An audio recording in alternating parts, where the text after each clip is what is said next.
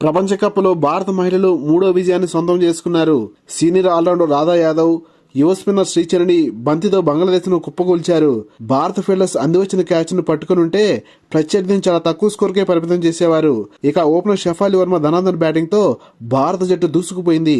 Match వివరాల్లోకి వెళ్తే toss గెలిచి బ్యాటింగ్ ఆరంభించిన బంగ్లాదేశ్ కు షాక్ ఇస్తూ భారత పేసర్ రేణుకా సింగ్ ఇన్నింగ్స్ 2వ ఓవర్లోనే వికెట్ సాధించింది. ఈ ప్రపంచ కప్ లో భారత్ కు కీలకంగా మారిన ఈ మ్యాచ్ లో రాధా యాదవ్ బంగ్లాదేశ్ ను ఉక్కిరిబిక్కిరి చేస్తూ 3 వికెట్లు పడగొట్టింది.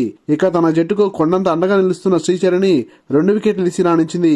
భారత ఫీల్డర్ల చేతిలో నుంచి ఎన్నోసార్లు తప్పించుకున్న బంగ్లా ఓపెనర్ జయేరియా 33 పరుగులు చేయగా బంగ్లాదేశ్ 20 ఓవర్లలో 8 వికెట్ల నష్టానికి 136 పరుగులతో సరిపెట్టుకుంది.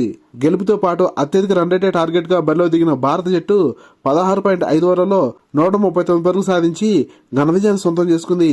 అద్భుతమైన షాట్లతో అలరించిన ఓపెనర్ షఫాలి వర్మ 53 పరుగులు చేసి భారత విజయంలో కీలక పాత్ర పోషించింది. ఇన్నింగ్స్ మధ్యలో భారత బ్యాటర్స్ కొంత తడబడినప్పటికీ జమీమా రోడ్రిగ్స్ విభిన్నమైన షాట్లతో వేగాన్ని పెంచింది. దీప్తి శర్మ కొట్టిన బౌండరీతో విజయాన్ని అందుకున్న భారత జట్టు ఈ వరల్డ్ కప్ లో సెమీస్ కు చేరాలంటే ఆదివారం రోజు ఆస్ట్రేలియాతో జరిగే మ్యాచ్ లో విజయం తప్పనిసరిగా మారింది.